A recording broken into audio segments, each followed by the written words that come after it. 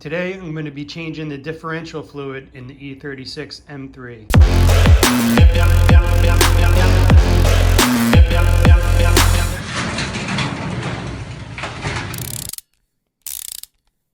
This is the gear oil that I purchased for the differential fluid change. Redline synthetic 75W140, and this is what BMW recommends for their differential. When I say this is what BMW recommends, I mean the viscosity of the oil. BMW doesn't recommend any specific brands. Redline is pretty popular in the BMW community, and it seems like this is the go-to oil. And I'll go ahead and I'll provide a link down in the description on where you can purchase this on Amazon. That's where I picked it up. That's where I could find it for the cheapest price. First thing you're going to want to do is find your jacking points. You can easily do that by just looking down here at the side skirts where these knockouts are for the factory jack.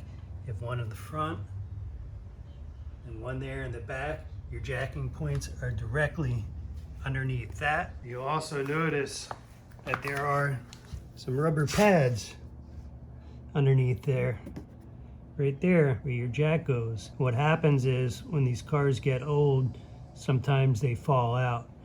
So this car that I'm working on has 3. This one right back here has fallen out. And you can see where it used to be.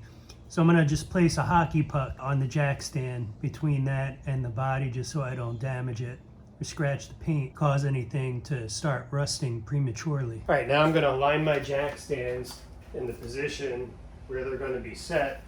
And now I'm gonna place my jack just next to where I'm gonna have my jack stands. So I allow myself enough space that I can still get the jack stand into place. I have a puck. I use a hockey puck that I placed on top of that jack stand because the puck is missing at that location. And then I have another puck that I'm going to use right here that I'm going to place on top of the jack just so I don't scratch up anything underneath the car.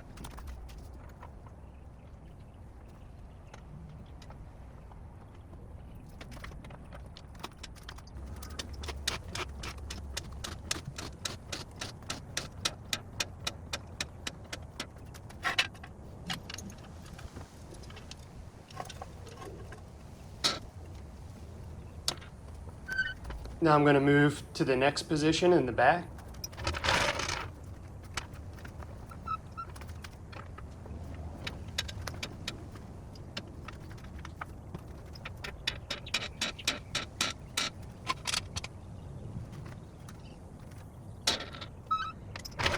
Now I'm going to do the other side, starting in the front and ending with the rear.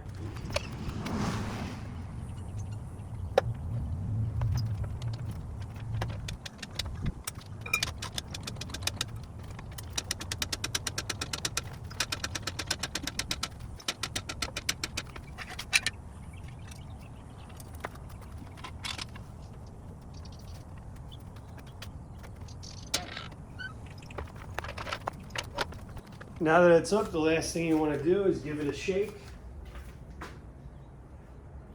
Make sure it's stable, and then it's safe to work underneath. All right, so now with the car jacked up, I'm going to go underneath, and I'll show you where the drain and the tilt plugs are for the diff.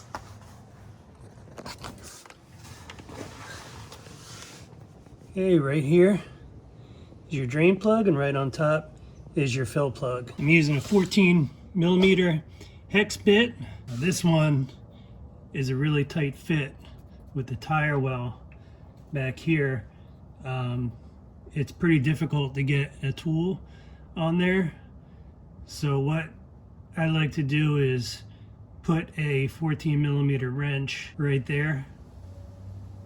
Always remove your fill plug first before your drain plug, in case, if you remove this first and then you get stuck and you can't get this out, then you're going to be in trouble. They always remove this one first and then remove your drain plug second. So with the wrench on the end of that, so we have about that much of the bolt or that much of the socket that will be inside of the bolt.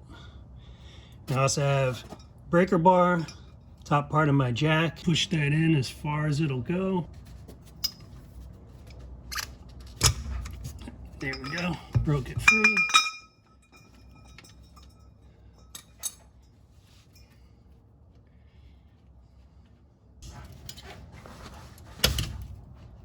Okay.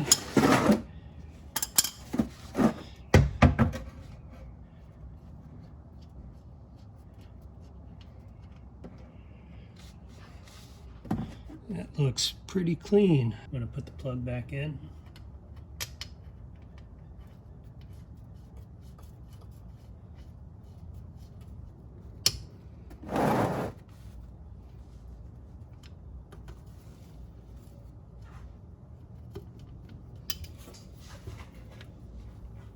All right, now I have my diff fluid and I got my pump. Now you can see it's starting to run out.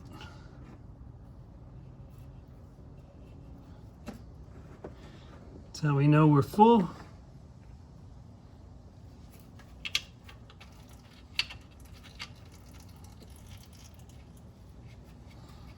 We'll replace the fill plug, tighten that down.